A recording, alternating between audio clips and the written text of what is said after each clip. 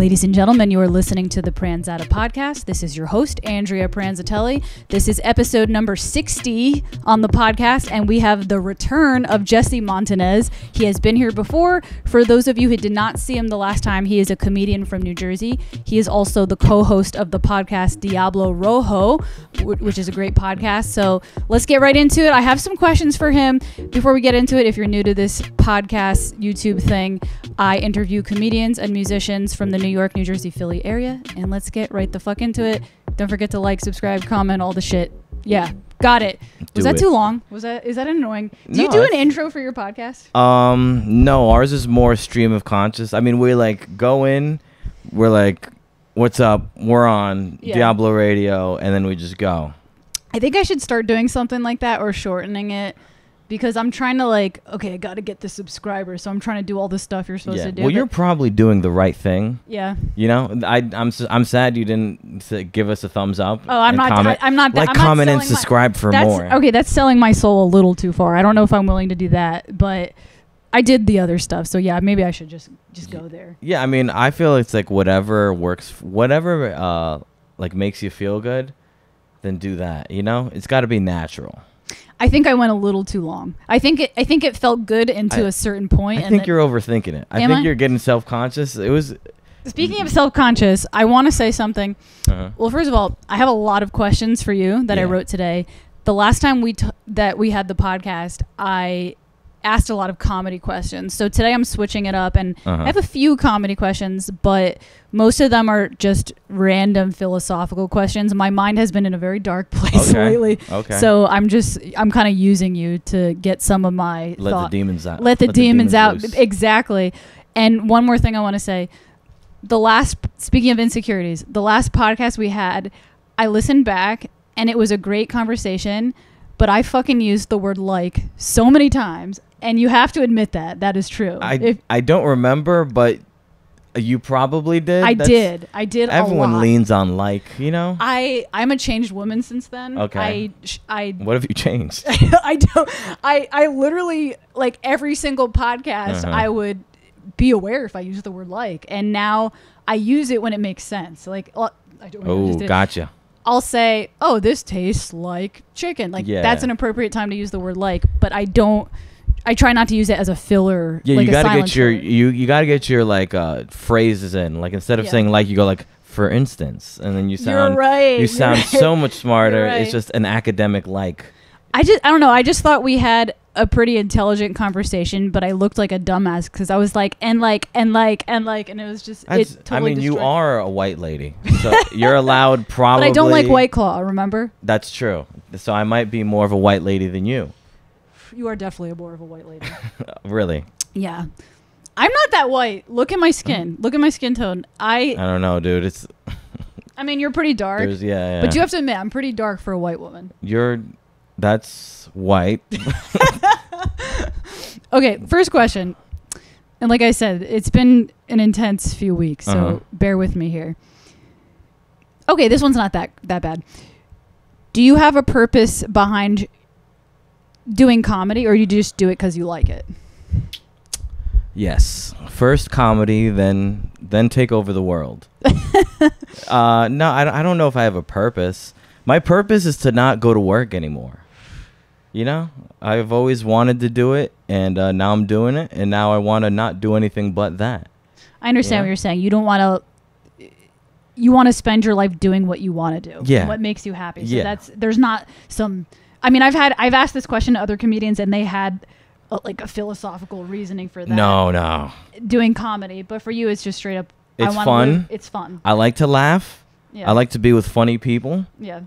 And that's literally it. I'm just trying to have a good time. If there's a way to make a career out of having an amazing time every day, why the fuck not? Exactly. Yeah. Exactly. I like that. Yeah. There's nothing. I'm not smart enough to have a bigger plan or a philosophical you know Andres reason. Mitchell? Yeah. He had a whole breakdown. Yeah, he's more of a big brain than me. Yeah. He's a thinker. I'm a dumb smiling guy, you know? I'm very jealous of you because I'm an overthinker, as you mentioned in the beginning of the podcast, and I'm so jealous of you. I wish I could be that way. I mean, I know. Listen, I get as much depression as the next guy.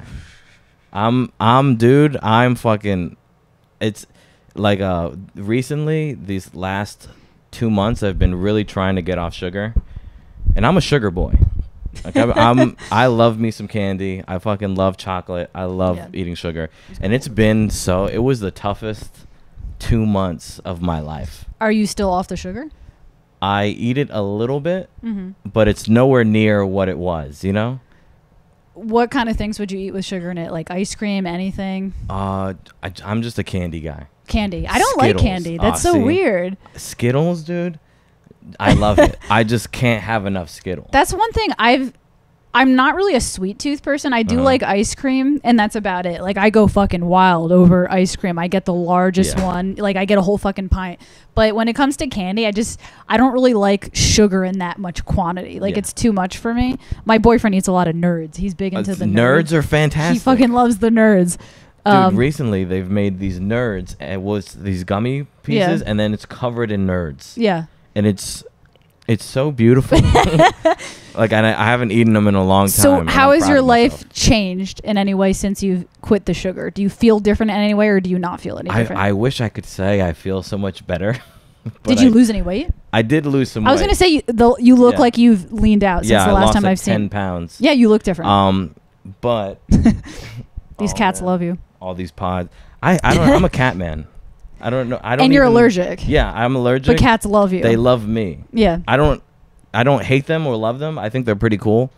But I don't know. We just have this thing. Because you're that happy smiling guy. You're not a neurotic, like, crazy person. They probably sense your calming energy. Right now, I'm happy, smiley guy. Is it because you're high? No, I'm not high at all, actually. You look high right now. Am I?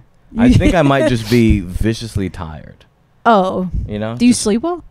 I tried to sleep before this, and I was like so mad because I just couldn't. Yeah. You know, like I'm the kind of guy, my head touches the pillow and it's like thinking time. And then I can't nap. Yeah. I'm so jealous of people that can nap. That is like some people who are like, oh, I'm on the train and I have an hour ride. Let's just take a nap. I'm like, no. Fuck yourself. I cannot do that. I wish I could do that. I would also be worried about getting robbed or killed or peed on. Or, I guess it depends what state you're in. Yeah, I don't know about New Jersey transit. It really depends. It's not as Wild West as New York. Yeah. But it can still be. It's still. I wouldn't want to do it. Yeah. You know, when you're on transit, I feel like you got to be watching. Yeah. There's no reason to fall asleep. Yeah. Close your eyes at most, like an old dad. Yeah. Yeah, no, I think things from what I've heard in New York are a lot different now. It's not the same New York City as it used to be. I mean, I've been to the city since COVID, since 2020, and I've always had fun. Like, I've always found a way to have fun. And I never really went to the city before, so I don't have a comparison. But a lot of people I know who are big New York City goers say that it's changed a lot from what I've heard. I'm not in there all the time, but when I am there, I would say the homeless have gotten real emboldened. We had a little audio issue, but we are back in town. Yeah. I don't remember what we were talking about. Do you? Me either. So in that case, I'm sorry, folks. My cat fucked up the audio, but it's mostly my fault because darn cats. Yeah, these fucking cats.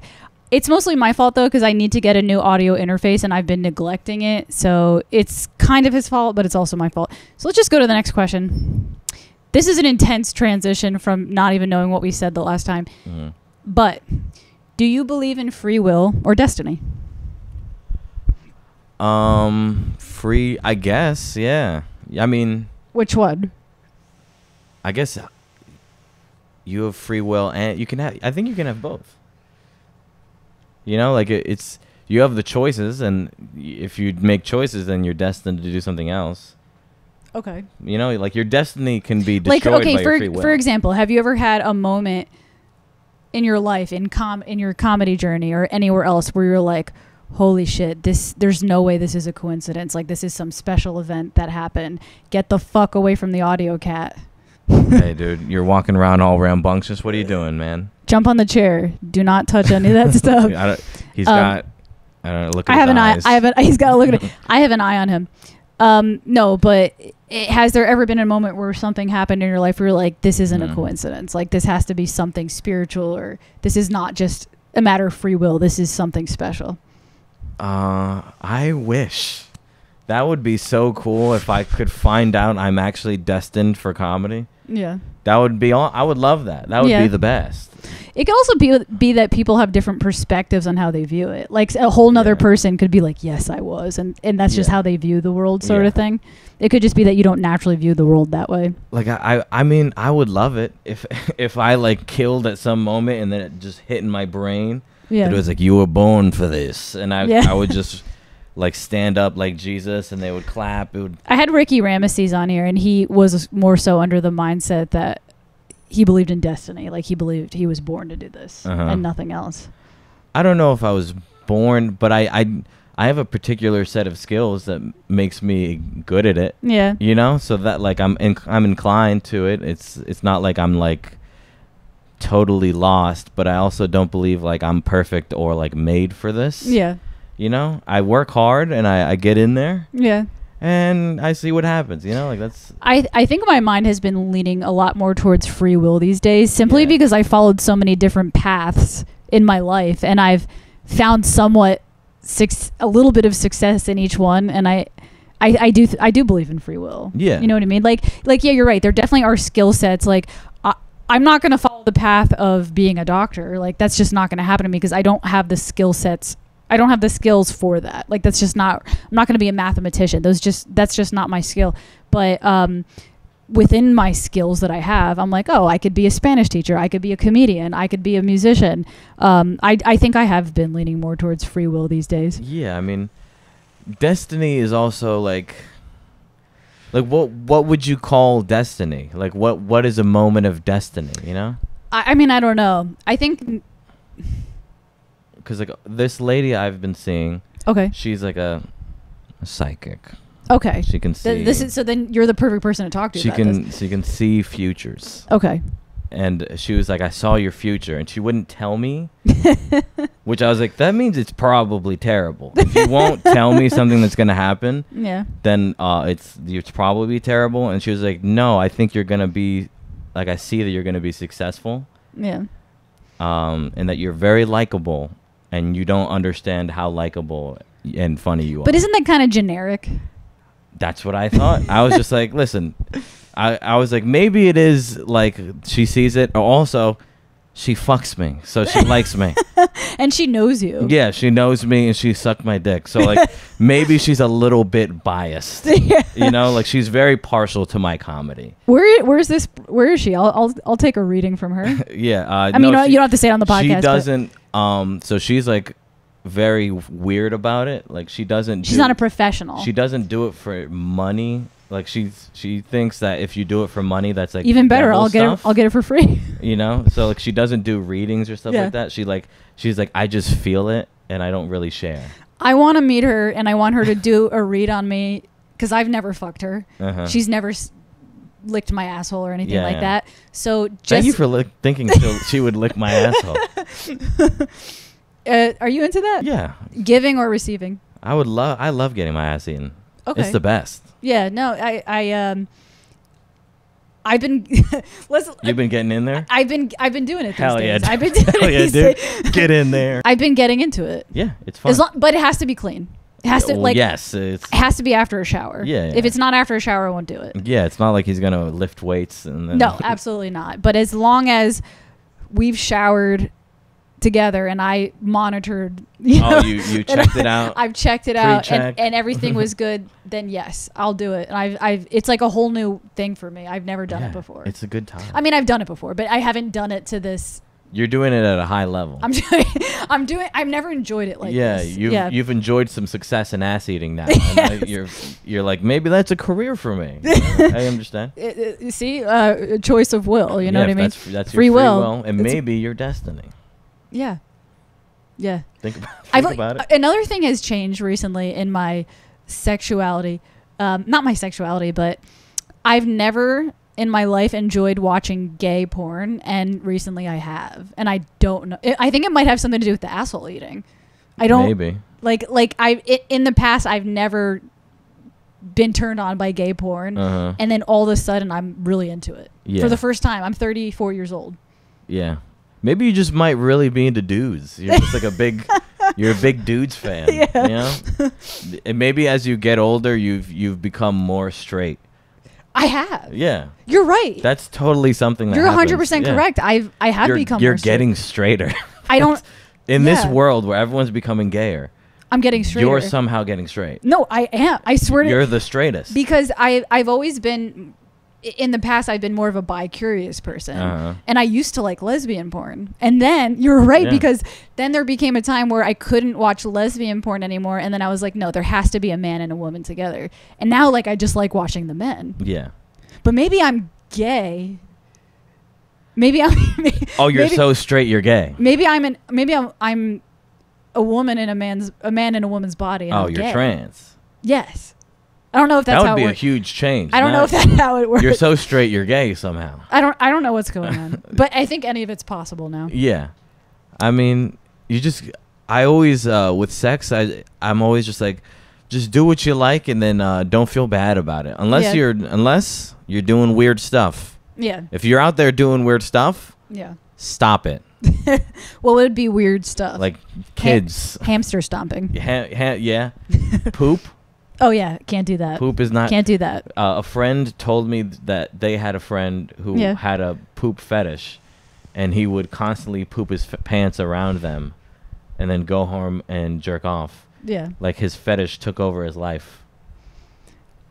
I heard about this fetish. This is absolutely disgusting. But I've heard about this fetish where women sit.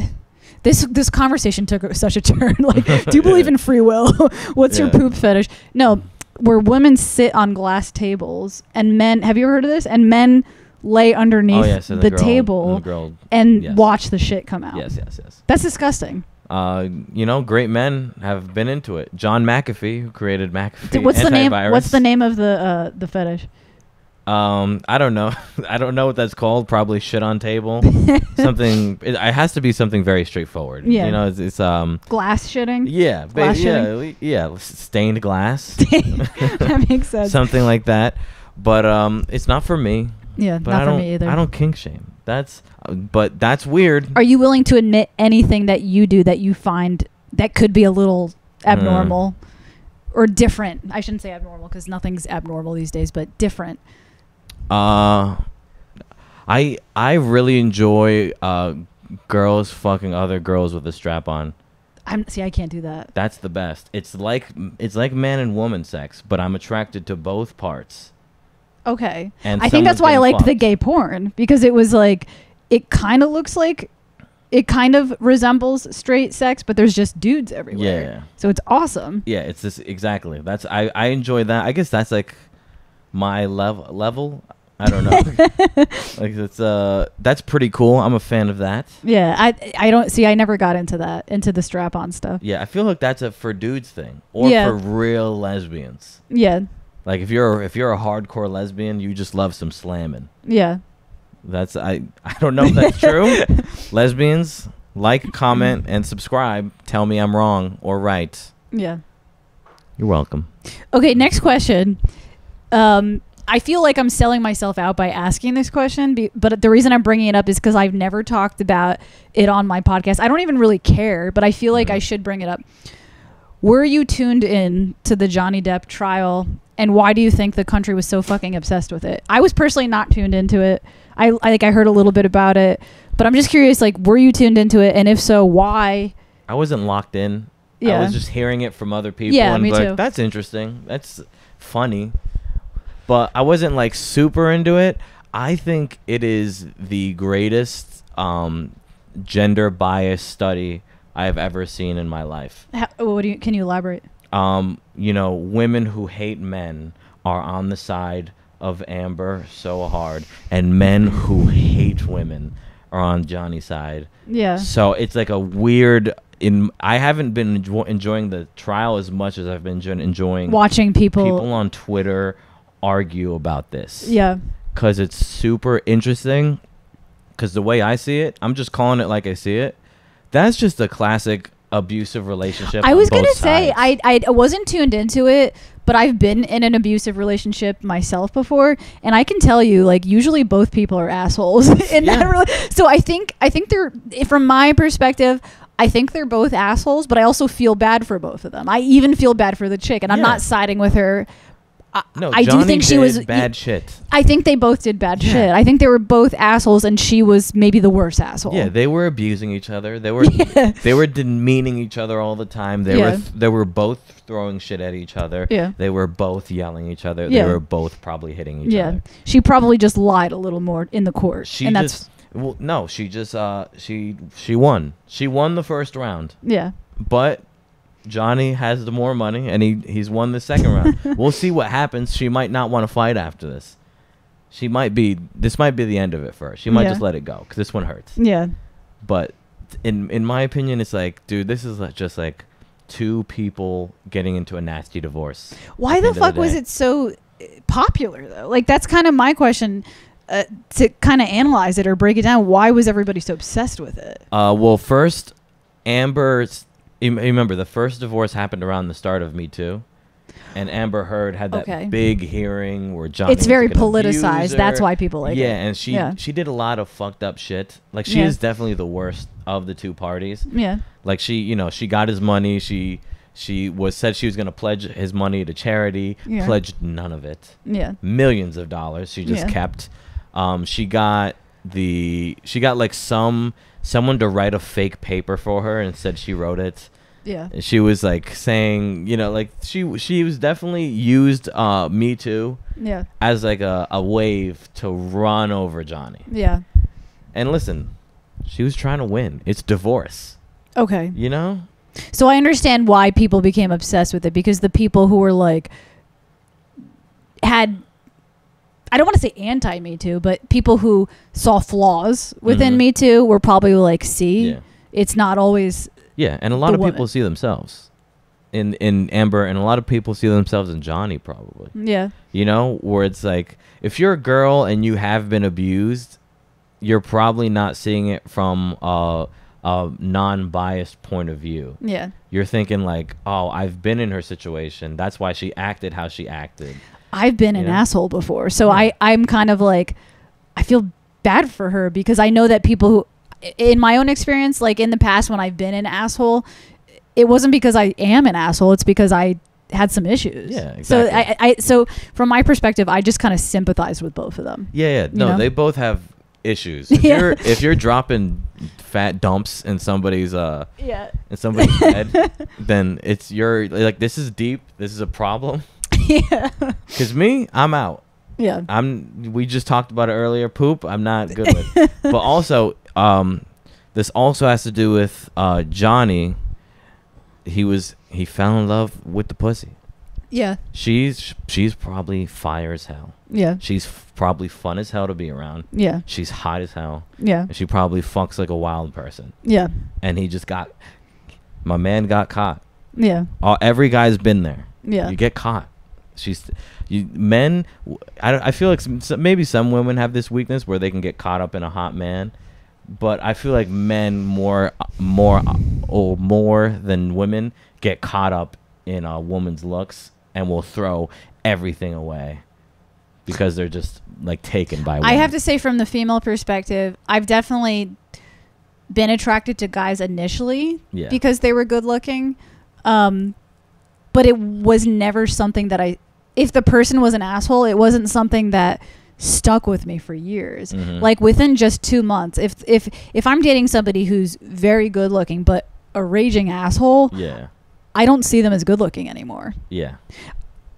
As a matter of fact, in my life, some of the hottest people I've dated ended up being the ugliest people to me. And some of I don't want to say the ugliest, but some of the lesser attractive guys I've dated ended up being the most super attractive because of their personality. But you're saying from the male perspective, like the looks could just stick with you regardless. That's so weird to me. Dude, I've pushed out handfuls of red flags because girls are just so hot. I'm just so explain this to me. Is it just your male intuition, like she's hot, I want to fuck her, or is it an egotistical thing, like look at this broad that I have? No, it's just I want to fuck her so bad. So bad. But there's got to be guys out there who are like, I want to be seen. Like it's a narcissistic thing. It's like high I want status to have a really hot girl on your arm. Yeah. It feels good. You feel like the man when you're bringing in like a girl that you're really proud of. Yeah. It's a lot of things, you know? Yeah. So like I do think it's different for a woman because I think looks fade very quickly for a woman. Yeah, for a man, it's like, unfortunately, it's everything. Like that's so, it can't be everything. Men are so visually driven. Yes, they are, but you're not going to marry. I mean, I guess in his case he did, but I would say the majority of women aren't going to stay married to a really hot woman if she's like if she's a terrible person. Well, I don't think she's a terrible person all the time. Like for that relationship to happen, you have to like that had to be a really passionate relationship, and passion like will keep you for a very, very, very long time. Right. You know, so like this girl, they were probably drinking and doing cocaine. Yeah. And then they would fight and it would be a nasty fight and then they would probably fuck after. But do you think maybe healthy love could be a little boring? And it like probably when you're used to crazy love, yeah. Yeah. It's always when in my opinion, like love is like very steady and calm. Yeah. And if it's like there is supposed to be passion, but if it's like this, then it's like that's not right. It's like it's supposed to be calming to you. Yeah. It's not supposed to be roller coaster or that sounds like an addiction. That sounds like a love addiction. Exactly. Like you're more addicted to the ups and downs of it. You're addicted to the fight. Yeah. All the time. You see people that are like that and you see that all the time like oh they're boring. It's like I think you're addicted to fighting. Yeah. You're like this is too easy. Yeah. When are we going to get my adrenaline pumping, you know? No. I can relate to that in my younger days, but these days I like a calm. I'm not always calm. I'm going to admit that, but I prefer to find the path towards peace and calmness. You know what I mean? No, I'm still like that. I dated a girl last summer. She was fantastic. Yeah. And I was like, this bitch is so fucking boring. She was yes. Wonderful. Yeah. And she was so boring. I just couldn't do it. Yeah. But that's. You do have to find someone that excites you. No, there is a balance. You can't. They can't be so dull to you that they don't excite you at all. Yeah. But they can't. But it can't be like Johnny Depp, Amber Heard all the time. Like there does have to be some level of stability. Yeah. You know. You have to have someone you're willing to fight with, but that you don't get there. I also think fights in relationships need to be respectful. Yeah, absolutely. You know, they were not having respectful fights. No. They were having plate throwing. I think fights are just a form of communication. There's just basically a conflict, and it should be a means to an end. Yeah. It should mean like, okay, let's say we're we're hanging out, we want to go on vacation. You really want to go to Florida, and I really want to go to California, and we can't make the mind up. Damn, I'm trashing this situation. I'm just a trash bag who wants to go to Florida. I don't know why I picked those. Like, I just thought of states that were just so different. But the goal of the fight should be to find a compromise, not to shit all over each other. Yeah. Like, it shouldn't be like, you fucking trash bag. How the fuck? It should be like, all right, I'm gonna respect you. You know, I don't agree with it, even though I think Florida's terrible. Florida's terrible. Let's find a compromise. Like, I feel like fighting has a purpose. In a healthy relationship, there should be an end goal to a fight. Yeah. You know, well, a lot of people, they get into arguments with their significant other, and then they just go to win. Yeah. That's what I'm trying to say. You just put it in perfectly in words. It's like fights shouldn't be just to fight, like just to be like, oh, I'll tell you why Florida's a piece of shit. Like it should be like, all right, you know, it should be to find a compromise, not to win, not for your ego, you know. Yeah. Because then when you start stacking up wins, the person, if you're a good winner, that person's gonna get real salty. And then that's the start of something bad. You know, you can't win. You gotta even if you feel like you're gonna win. Just let it go. Let them win. You know, lose a couple rounds if you're a good arguer. You know, pick your battles. Yeah, exactly. Like, what's worth winning for you? You know, exactly. I feel like some people they're just like they just want it their way. It's like selfishness. Yeah, and it destroys their relationship. Yeah, you know, and it's sad, but also like I agree that the Johnny Depp thing it's super dumb. Yeah. I hate that we're like this as a society. Yeah. We just eat this up. That's kind of why I asked the question. I'm like, I feel stupid for even asking this question, but I'm more just like, why do we like this? Like, why do I don't know. I don't get caught up in things like that. Yeah, me neither. But also, like, I do love some reality television every once in a while. You know, like, Bad Girls Club is the greatest TV show ever. Yeah. Do you know what Bad Girls Club is? No, I don't. So basically, they get around 12 of the most ghetto women on the country, and they liquor them up all day, and then they say, that bitch was talking about you, and then they fight. That sounds like a good time. It's exciting. It's so good. Sometimes it's good to just I maybe there's another reason why people like stuff like that, because sometimes it's good just to take your mind off of the harsher shit in life and just kind of like easy, you know? What's like those Shakespeare plays back in the day where it was like a terrible tragedy and you're like, whew, at least I'm not this fucking guy. Oh yeah. You know, like you're just like getting your mind off it. You're right. It makes you feel like a good person. Yeah, you're like, I did yell at my kid the other day, but also like, look at this this piece of trash on Jerry Springer right now fighting her sister. Yeah, it's like puts everything into perspective. Yeah. All right, so I'm going to go to the next question, and I think it's a decent transition, sort of. Do you trust easily? No. Really? Yeah. So in your relationships, do you struggle with trust? All the time. Really? Yeah. I don't know. It's just I don't trust. I don't love easy. You know? Like you got to go slow with me to like trust and like love, things like that.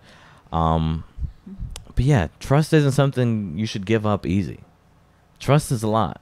Someone could losing trust is like a big thing. You know, you build it up for a while, you could lose it in a second. So you're not the type of person who blindly trusts when you enter a new situation. It takes you a lot of time. No. If someone says something, I'll just be like, okay, we'll see what happens. Yeah. I'm not, if you're like, oh, I'll hold your seat and I don't really know you. Yeah. And you didn't hold my seat. Yeah. I wouldn't be like, fucking Andrea, she didn't hold my. I would be like, it is what it is. You kind of expect that mostly from people. Yeah, if someone comes over here and they really want the seat and you fold the pressure, I'm not gonna be like, ah. So would you say you lean towards more believing less in the good in humanity? You don't like if you were to lean towards one way, humanity is mostly bad or mostly good. I don't think good and bad is it's hard to say good or bad. It's all relative. Yeah. Because I think you think someone did something bad, but if you were in their shoes, you might have done the same exact I understand what you're saying. I understand. Yeah. Like if you left and I had your seat, and then like a fucking pregnant lady walked up, and she was like, "Oh, I really need this seat," and you're like, "I told Andrea I would keep it, but this pregnant lady needs the seat more than her." Yeah. Sorry, that's just like, and it's not like I hate you. Yeah. And you probably don't hate me if you did something wrong to me. It's just is. Yeah. That makes sense. Like a lot of times people like they take things like super seriously when it's like this person might have just like had something slip their mind. Yeah. Like you see it in comedy all the time. Yeah. Where it'll be like, oh, this guy didn't say hi to me, and you're like, you could have walked up and said hi to him. Yeah. You could have if you really wanted to. I heard this quote recently because I'm someone who struggles with taking things personally. Like if someone's in a bad mood, I take it personally, or if somebody says something kind of snarky, I take it personally. And I went to my friend for advice, and I was like, how do you deal with that? Like, how do you let things roll off your chest? And what they told me was, they said that they eventually figured out that taking things personally is incredibly selfish. Absolutely. Because you're thinking that everything is about you, and really everything is on its own. Like that person who didn't say hi to you might have nothing to do with you. I mean, it might, but it also may have nothing to do with you. And that person doesn't spend all day thinking about it, and that put things into perspective for me. And it really helped me not take things personally. Yeah. That anxiety of overthinking like that, it's 100% rooted in narcissism. Yeah. Where it's like, you really think that guy spent the last 2 hours being like, damn, I'm not going to say hi to this motherfucker. Yeah. He knows that I don't like him. It also makes it easier to take risks to do comedy when you think of things from that perspective, because if you go up there with like, oh my god, I'm gonna suck, everybody hates me, I fucked up, I bombed, I'm a piece of shit, it's like, even if you did bomb, the likelihood is that people thought about it for 5 minutes, and then not even 5 minutes, for like 2 seconds, start thinking about work after, and then they start thinking about work, you know. The greatest when I started doing comedy, there's Dan Pulzello. He's a good New York comic. He's from New Jersey. He started around the time I started. And it was like my first time going up, and he was there, and he was like, just remember, literally no one cares. Yeah. And it was like it sounds brutal, but it's the best advice, because when you go up, no one cares. Even when you do a good job, they don't care. Even they don't remember your jokes. Yeah. You ever do good and someone's like, you did great, and then you're like, could you tell me which joke you're like? And they're like, I don't remember any of your jokes. I just remember feeling good. There are a few comedians from New Jersey that I actually genuinely like. I remember that person's joke, and obviously there's some very successful, famous comedians that I could recite their jokes. But you're right. For the most part, I don't remember people's jokes. No, it's I might, okay too. Yeah, it's fine. Yeah, like it's I feel like this is like a weird industry where you like it's a lot of narcissism, and I try and not bring that. It's funny you say that. I was gonna write this as a question, but I didn't, so I'm gonna ask it anyways. Do you think you kind of answered it, but do you think to be a comedian you have to be narcissistic? I think to be a career driven person, you have to be a little narcissistic. Yeah. And in like comedy is a career driven pursuit. Yeah. Like to be a great doctor, you kind of got to be a narcissist, you know? To be a fucking police chief, yeah, you got to be, you know, to be the president, you got to be a bit of a narcissist, you know? Yeah, you can't be a pushover. Yeah. As somebody in that position. Yeah. You know, like there's very few people that get to the top, and I think and you see it a lot in like social media now, how narcissistic everyone is. Yeah. And you see it now more than ever. You know, people on Twitter, they got 95 followers, and I don't even have that much. And you're tweeting like you're giving your opinions on Johnny Depp and Amber Heard. You know, like people give a shit. You know, and it's like no one gives a shit. You know, it's just like everyone's a little bit of a narcissist, and that's what it is. Some people have a lot, some people have little. I think it's just really good to keep it in check. I used to have high levels of narcissism when I was younger, and I've been taming myself as I get older. Yeah. I think it's... Done drugs? Have I done drugs since? Psychedelics. That helps, yeah. So it's funny you say that. I think I might have mentioned this on the last podcast. I can't remember, but I've tried to do psychedelics, and I had no effect from it because I take antidepressants, and apparently there's like you got to get off them. Yeah, so I actually at one point I tried to go off of antidepressants just so I could do psychedelics, and then I had like a nervous breakdown. So I had to go back on them, but once I figure some shit out and then I feel like ready to go off of my antidepressants, then I will try psychedelics. Yeah. I did I was in a bad place, and I took antidepressants for 2 weeks, and it was the worst. Really? I couldn't sleep, and I couldn't come. But that's and that's those just things together. But that's just the initial side effects. Those wear off. Yeah, but you couldn't come? No. I couldn't come. I guess it would take me like hours. That's a problem. Yeah. And then I couldn't sleep. So I was like I didn't sleep in 2 weeks. But I do have a feeling that the sleep and the cum would have been fine in like 2 more weeks. I think if you stuck it out, but stop doing them. But it probably wasn't worth it. 2 weeks is a long time to not come. Yeah. So like, and I've been like, I mean, I guess I struggle with depression, but I'd rather work it out myself. Yeah. Than like have the pills. Yeah, I guess I was fortunate that I really didn't have many side effects. I was worried about weight gain, and I had the opposite. I actually lost 20 pounds when I went on antidepressants. And I think for me it was because I wasn't depressed, so then I was active again. Yeah. I don't think there was anything chemical about it. I don't think it was like, oh, I took the pill and it changed my chemistry. I think it was simply like I took the antidepressants and then I just wasn't laying all day. So I lost weight, and I needed to take the antidepressants to calm down how much I was coming. I was coming too much. The antidepressants, like they just bring you up just a little bit that you can pull yourself up. Yeah. Which I think is what they're actually. I feel like a lot of people are on antidepressants and they're like, you shouldn't be on it like 14 years. Yeah, I've been on it for like 3 years. Like I feel like antidepressants are to get you out of the hole, and then you pick yourself up and you. But here's going. the problem: getting off of them is very hard. That's what people don't realize. Because I tried to go off of them and it was rough. Yeah. Yeah. So like that's your next goal is to like get off them so I can do drugs. Yeah. Dude, because the thing is, if you do mushrooms, that rocks your ego. It slaps your fucking. It laughs in your face about what you thought you were. Yeah. Your premonitions of yourself. Yeah. Your fucking ego is destroyed. Do you think marijuana does any of that? Absolutely. Maybe I should just do that because I feel effects from that. Do you do edibles? Take a real strong edible. In my opinion, it's almost as good as a psychedelic trip. I'll have to give that a shot because I have weed in my house. I just never really smoke it for some reason. Mm-hmm. Maybe I'll give it a shot these days and see what happens. Yeah.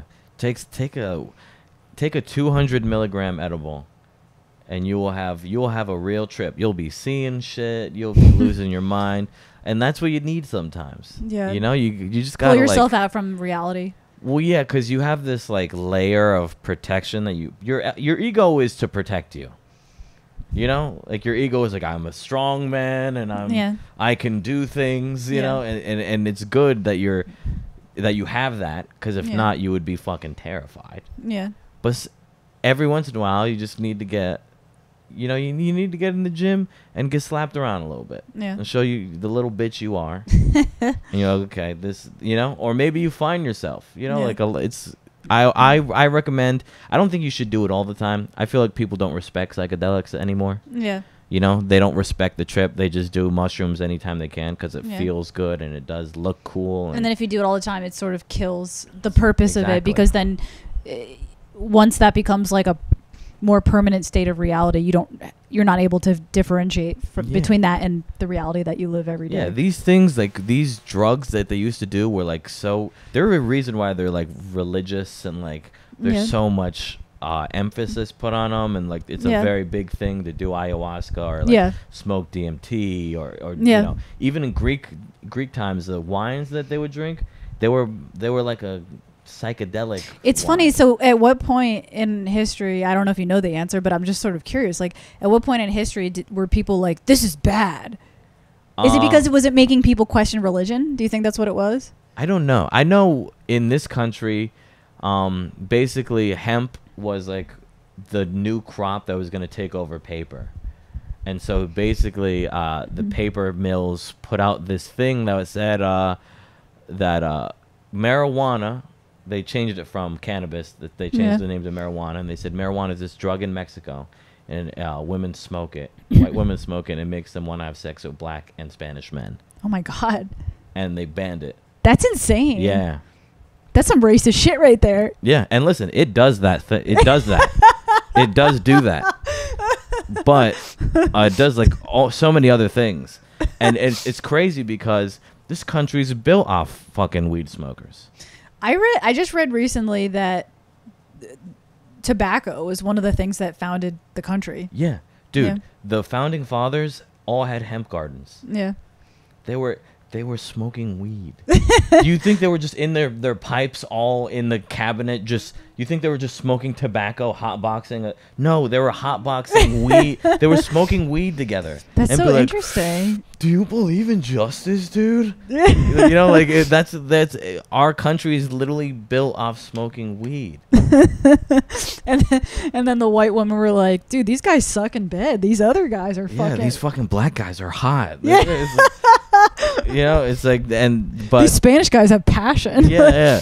But it's so crazy because Thomas Jefferson was like a known weed smoker, and he would say like, I like it more than drinking. I smoke weed. I don't drink anymore. I stopped drinking too. I was actually going to say, I noticed that you didn't bring your White Claws today. Yeah, drinking feels terrible. The hangover, like there's nothing. It doesn't feel good. Yeah, it feels horrible. You don't even feel that good when you're drinking. Yeah. You just feel you're just like not in control. Well, I will admit this: one beer, like just one little tipsy beer, does feel good to me. One beer is not enough for me. Yeah. You know, it's like once I'd you go have in, to you do got to keep 3. going. You're an addictive personality. No, not really. That's why I can quit. I don't like to be addicted to anything. I'm weird like that where if I like something too much, I'm like, no, we gotta. Coffee? I stopped drinking coffee. I drink coffee once a week. Whoa. Yeah, but I love it. I cherish it. Yeah. My one cup of coffee a week. I love coffee. It's so good. That's an addiction I will not give up. I love it. See, it was tough, and it was like around the same time as the sugar thing, and it was a rough time. I was crying a lot. But I'm off all of it. Yeah. No drinks, no coffee, no sugar. Dude, good for you. Yeah. Let's cheers our water. Cheers, man. Cheers. Okay, next question. This is I don't know why I threw this question in here. I know exactly why I threw this question in here, but it's going to come across as like, how do we get here? Mm-hmm. Your take on breast implants. Have you ever hooked up with a woman with breast implants? If you did, how did you feel about it? Or if you didn't, just by porn or whatever, like, how do you feel about breast implants? Do you have any opinions on that? I think I hooked up with a girl with breast implants, but I never really asked. Okay. They felt real. They looked weird. But I was like, they feel good. It's Yeah. still skin. Yeah. They're full. Yeah. It's pretty cool. Yeah. You know? So that's not like a turn off for you. If they're bad. I If mean, they're badly done. Honestly, I'm not a huge boobs guy. Like, that's not like my thing. I'm just cool like with small or even normal. Like, Yeah. big boobs are awesome. I'm not disrespecting big boobs. Yeah. I love you. But it's not like if I was like making a woman, it wouldn't be like, oh, she has to have. Yeah. You know, so it was just like, they're cool. If you have big boobs, great. If Yeah. you don't, great. The reason I asked that is because I genuinely thought about getting that surgery somewhat recently, because I am an entertainer. Like I am a musician. I've been taking a break from comedy to save up to move to Philly, but once I get back in, like, I'm just like, once I get my tits. So I thought about it, but I did my research and I ultimately decided it wasn't something I want to do, because there was an alarming amount of evidence of something called breast illness. I don't know if you've heard You about can get this. poisoned, right? So the way it works is that it's not that you're getting poisoned, it's that you have these foreign objects in your body, and your body doesn't know that you got breast implants. Your body thinks you have a disease. So your body, so you're like sick, kind of. So your body will be constantly fighting, like, get this out of my body. So your immune system freaks out. And there are some women who still have their implants. They didn't get them removed. That UFC fighter, that happened to her. She Really? had her breast implants, and then she was always sick. Yeah, because it's not that it's not healthy for you in the sense that it actually hurts you. It's just that your body thinks there's an invader, which there kind of is. Yeah. Like, it's not like your body's intelligent, like, oh yeah, she just got a pair of tits. Like, your body is a natural. Your body's like, what the hell, this undefeatable foe. So after I read that, and I was like, well, how common is this? Apparently it's like 60% of cases. So I'm just like, dude, it is not. I will do this though. If I ever have kids and my shit falls down, I'm fucking lifting that shit back up. Oh yeah. There's no risk to that, because it's just some skin. Yeah, you don't want the droopers. No, they're going back. I would do that, but the breast implants, to me, it's not worth that. That's not worth it. Yeah. You know. I wouldn't even if I had titties, I would love it. But if I don't even think if they drooped, I wouldn't care. You wouldn't care? No. You had kids. Yeah. Why you got to feel ashamed? No, you don't have to feel ashamed, you know? but you successfully made childs. But here's the thing. At what point is, like, people get braces. Yeah. And that's a heavy procedure that costs thousands of dollars. Yeah. So why do people look at that as such a normal thing? They just want to have a nice smile. But stuff like that, they're like, oh, you don't need that. But it's like, fuck it, if it makes you feel good. True. You know? True. That is true, yeah. But yeah, because you're, as a mom, your tits are going to get wrecked pretty much anyway. Yeah. Like, there's just a little thing biting on your nips. Yeah. It's terrifying. Yeah, but how awesome would it be, like, so I'm an A cup. I'm small. How awesome would it be? I have kids. Then my shit gets big. Yeah. They droop, but then I put them up, and then it's like I got implants, nice. but they're real. Yeah. That would be awesome. Is that your plan? That's your 5-year plan? That's my goal in life. All right. That's my only goal. You know what? I'm in. It's not my only goal. I'm just kidding. Okay, so, but just to backtrack, it wouldn't be like a turn off. It's not a turn off to have no. I mean, I'm not getting implants anymore. Yeah. So it's not so never mind. But it might actually be great. Yeah. You know, like I said, when I thought I did, like they felt real. Yeah. They didn't feel like fake. Yeah. So it was cool. Yeah. It's like the same thing with butt implants. I can't do that. Well, because they're in an ugly stage. You know when like in the 70s and 80s, those terrible fake tits. We're in that stage. Like Dolly Parton. Yeah. We're in that stage of butt implant. Apparently, okay, for one, I don't need them because that's actually where I'm more gifted. You're good on that. I'm more gifted there. So luckily, I'm Italian. Like I have a big, we're good there. So I don't need them, first of all. But if I did need them, apparently there's like a high death rate for that. Yeah. Yeah. It's dude. Now it's hard, but 20 years from now, the girls of 20 years in the future, they're gonna have the best butts. It's gonna be great. To be a pervert in 20 years, it's gonna be. I might still be alive. It's gonna be good. It's gonna be good pickings. Okay. You're gonna become a rich man. Okay, we have a couple more questions. Mm-hmm. All right, this I didn't have any rhyme or reason for the order of this. Do you think white lies are okay? Do you know what you understand what I mean? Do you think white lies are okay? So, okay, for example, if I was like, do I look fat in this? And you genuinely thought I did. Uh-huh. And I just lied. What do you think would be the right thing to do?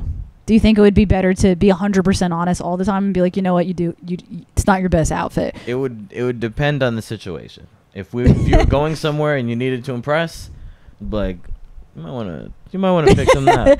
But if we're just gonna go to the store and you just need your confidence, I'm gonna hype you up. Yeah. It's white lies. I think white lies are. I 100% agree. I don't think you need to be honest. That sounds terrible, like saying that in the public. But when we're talking about white lies, like there's no evil intent by that. Yeah. You're doing it to make them feel better. Exactly. I think white lies are totally cool. Yeah, absolutely. Yeah. You just a little lie every now and then, as long as it's not a big or non-malicious, doesn't hurt anybody. Yeah. You look great. Yeah. When you look terrible, I'm gonna go. It's gonna be fun. Yeah. I feel like that's very fair. You know what's a common white lie people do all the time? How are you doing today? Oh, good. Like people say good. How funny would it be though if you were just like, oh, it's horrible. Like that happened to me once. I asked a girl, and I was just being nice. We were just in class. And I was like, how you doing? She was like, oh, my aunt died. And I was like, no, don't. Why are you doing this? Lie. Yeah, please lie to me. Please lie to me. One time someone asked me, like, how was your Valentine's Day? And this was like years ago. I was single, and it was like I had a horrible Valentine's Day. Valentine's Day is terrible. And I was like, horrible. Like I just told him, I was like, it was terrible. And he just started laughing so hard, like just like how like brutally honest I was about it. I was like, no, I ate a pint of ice cream and watched Pocahontas and cried. Like I was like, it was fucking terrible. But like on a normal day, I'd just be like, oh, it was good. Like, you tell that little white lie to people just to not bring down the mood. Valentine's Day is always, it's so brutal. If you're not in something or like meeting up with somebody, you just feel like an absolute fucking loser. Yeah. It's crazy, those holidays that they make up to just get you to buy. It's just it's 100% a consumer holiday. Yeah. It's a holiday to get your girl and bring her to a fancy restaurant and spend a lot of money. Hey, it boosts the economy though. Yeah, I guess we do need as a comedian, if you did a show on Valentine's Day, you might get viewers. Yeah, I guess it would be cool for that, but I would still be me making single jokes, and it might be funny. Sad little old me. Now here's a question: as a comedian, do you do seasonal jokes? Like if you know it's Christmas, you're gonna write a Santa joke, or if you know it's Election Day, you're gonna write. Like, do you do seasonal jokes, or you're not so big into that? I sometimes, but I would never like sit down and like write. If they come this to is you, my Christmas set, like I don't do that. Yeah. I know comics who do. Yeah. I know a comic who has pretty much every month he has like a set for like, oh, it's Gay Pride Month. I got all my gay jokes out. Yeah. And they do that.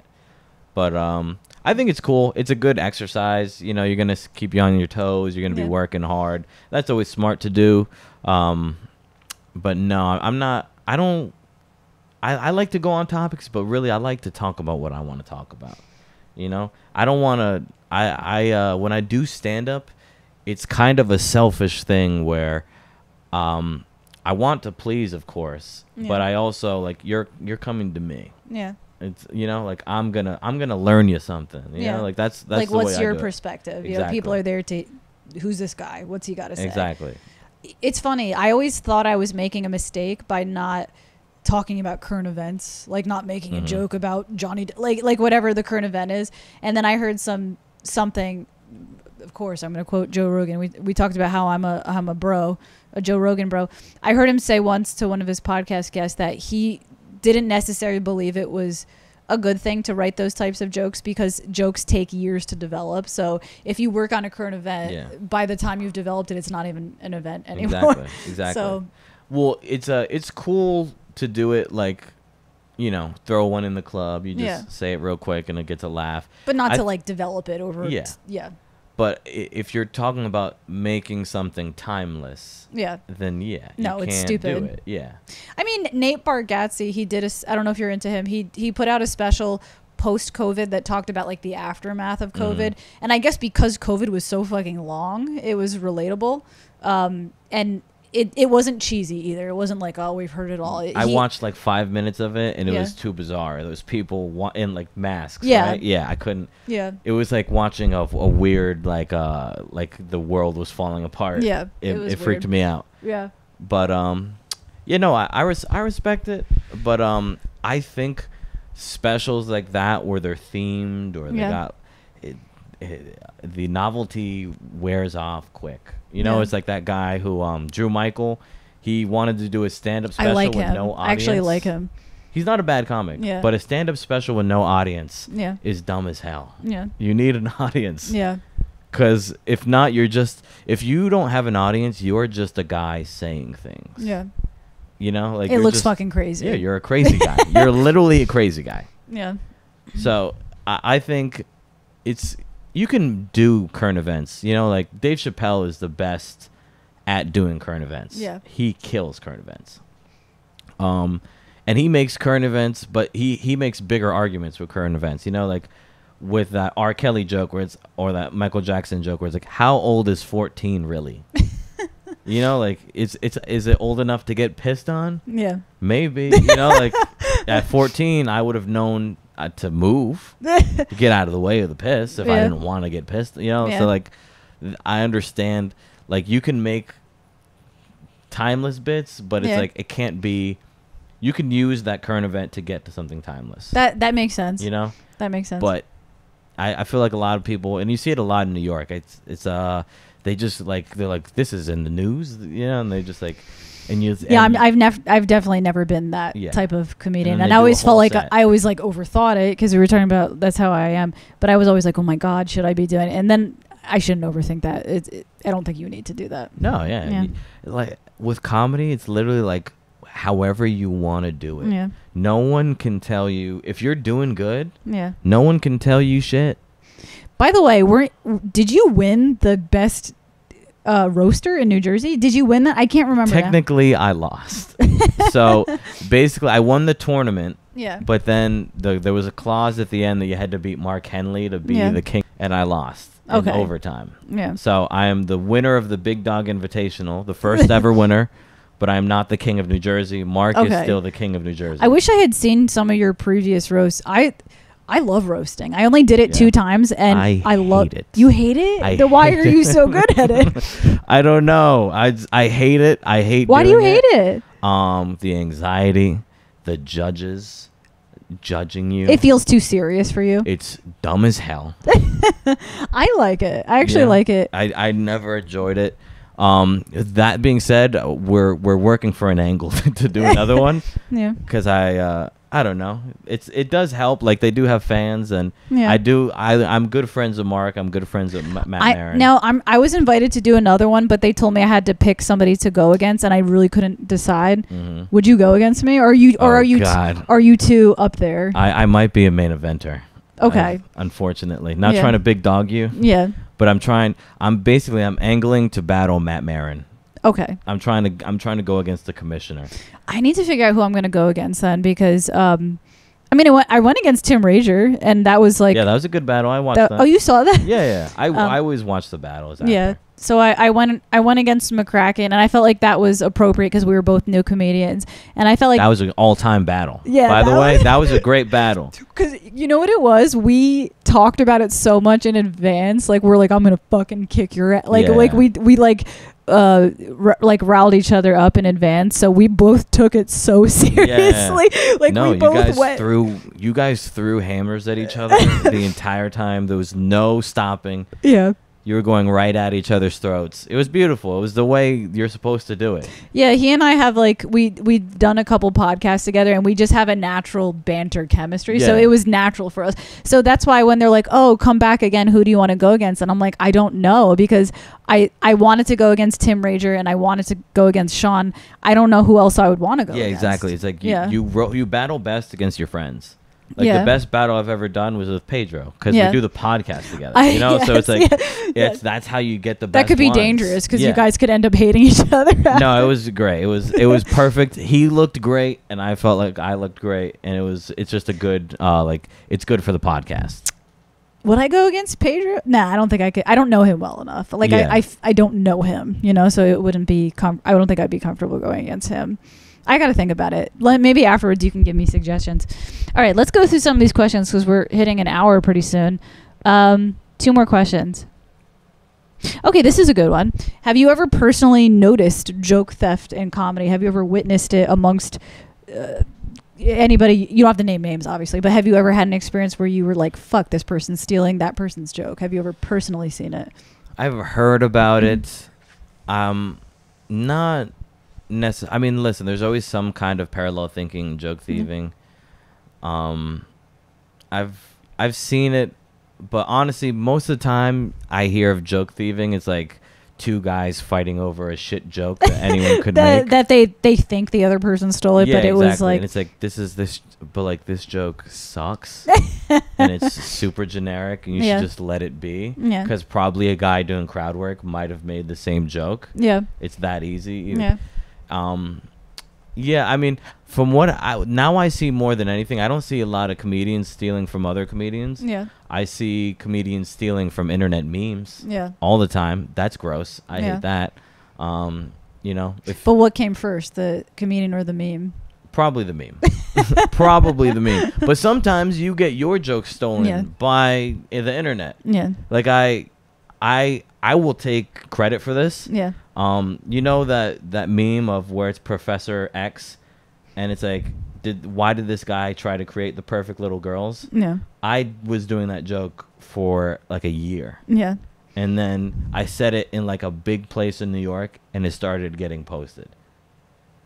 And it was like, someone stole my joke. Someone heard it, and then they put it on a meme page. Yeah. And it's happened to me before. I had a joke about crackheads that I posted online that a big account will just take. It's just what it is. Yeah. That just means that you can write a good joke, Yeah. So I've had instances where I wrote a joke that I thought was original, and then I saw another comedian do it, and I'm like, absolutely. I get it. And it was almost identical. So I could understand why people might think I stole a joke if they heard me say it. Yeah. Like, if I said a joke that like Chris Rock says, and I didn't know he was saying it, and then I went on stage and said it, like, people would be like, you fucking stole that. Like, it could easily happen, No, once I did, and I wasn't a huge Normand guy, like Mark Normand. Love Mark Normand. I did like a Mark Normand bit that I don't even really watch his stand-up that much. What's the theme? You don't have to say what it is. It's a joke about fucking animals. I never heard that one. It's okay to kill an animal, but you can't fuck an animal? Like, why? I can't. I've never heard him say that one, or if I did, I don't remember it for some reason. You know, like that. And then I remember someone telling me I did like a Louis C.K. joke because it was like faggots aren't gay people. They're people who like wipe the grease off the pizza. And someone told me that that's like a Louis C.K. joke. Like apparently. Similar compared. Yeah. But like, I mean, I've watched everything from Louis, so I might have subconsciously stole that. But like Norman, I don't watch a lot of Mark Norman. You know, like it was just like it was totally coincidence. Yeah. And then once someone told me, I was like, well, I don't even care about the joke. It was like a throwaway. Yeah, joke. It wasn't a joke that I remembered him saying particularly. Yeah, it's not even one of his probably one of his famous jokes. No, absolutely not. It's not one of his famous bits. But I could see him saying something like that. But yes, I mean, some comedians are real hot about that. Yeah. I like, you know, like some comedians are like quick to be like, oh, that guy stole my joke, you know, like, and probably not. Probably not. You're probably just an insecure little bitch. Yeah, like some kid recently accused Mark Norman of stealing his joke, and I listened. The jokes are pretty much the same. There's no fucking way Mark Norman stole a kid's joke. Maybe he didn't steal it like knowingly. Yeah. Maybe he might have heard it in a club and it just came to him when he was writing. Subconsciously. That happens all the time in music. Yeah. All the like I'll write a song, like a chord progression or something, and I'll be like, oh my God, this is fucking amazing. And then I'll go back and like practice something I'm doing and be like, oh my God, this is the same. Like same progression. It does it seeps into your subconscious. Absolutely. And you don't even know it. Yeah. Or it's like the same chord progression but slightly altered in some way. Yeah. You know? And some people do it intentionally, and I don't even know if that's necessarily wrong either. Yeah, like I don't think it is. You know? Yeah. But I always say, like, if someone does steal your joke, you could write a better joke. It's not going to be the one that's going to change your life, you know? Yeah. And also write jokes that people can't steal. Yeah. Write jokes about you. Yeah, if you write something that is so unique, like it would be easy to call out. You know? Exactly. Like a lot of jokes I have where it's like, it would be weird if someone tried to steal my joke because it's like, this is about me. Yeah, like your life experience. Exactly. Now that would piss you off if you wrote like a personal story about something very specific that happened to you and someone tried to steal that. Yeah. That shit would be fucking that would creepy. Be weird. That would be creepy. If someone tried to steal a personal story I told, then that would be weird. But like most of the time especially when it's like and it usually happens over like current events. Yeah. That's what it always happens. You know, it's like and things like that. And they always I try not to get into it. Yeah. You know. But you know. Yeah. It's the narcissism of comics where they think I could only be the guy that wrote this joke. And it's like yeah, that's not good. I don't think, like, you're right, you do need to be narcissistic to have some level of success, but when you take it to that level where you're, I don't even know how to phrase it, but I don't think that's a good thing. You know? Yeah, I agree. It's like it's past narcissism. It's just like you're being like a sociopath now. Yeah, it's just, when it gets to that level, it's not a good thing. Yeah, you know, there needs to be some degree of camaraderie and support. Yeah. You know, and not. Like earlier in North Jersey, there was a small dust up over one of the worst jokes I've heard in a long time. Over two guys who aren't good at stand-up fighting over a joke no one wants. You know? And it was just like, dude, let him have it. Yeah. If you're really like, let him have it. Yeah. You'll write another joke. Yeah. This isn't the one. Yeah. You know? But I don't know. It's egos. It sounds like they need to do acid, both of them. You know? Like they just need to chill out. All right. So we're going to end it there. It was a great conversation, but I keep it under an hour these days, and we're pretty much hitting that mark. So this was a great conversation. Before we end the podcast, let them know where they can follow you if they would like to hear your podcast or see where you're performing in New Jersey and all that good stuff. Yeah, I'm everywhere in New York, New Jersey. Anywhere you need me, I'll go. I follow me on Instagram. That's where I am mostly. That's where I'm goofing most of the time. Jesse M Comic. Listen to Diablo Radio on, anywhere you have a podcast. We have it. We got YouTube now, so you can watch us in 3D, I guess. I don't know. Is that 3D, 2D? I guess 3D. I don't know. You can watch us on the visual medium, so you can see us doing act outs. We're being weird. We're calling each other gay. We're doing everything you do that makes a podcast great. Yeah. We're the next. Did we call each other gay? We actually did. No, we called each other straight. Oh, yeah. Which is a big step for me. But yeah, just, I love to have a good time. So have a good time with me, guys. All right, that's it. Pranzata Podcast, episode number 60. Stay tuned, and don't forget to hit subscribe, like, comment, blah, blah, blah, blah. See you next week. Bye.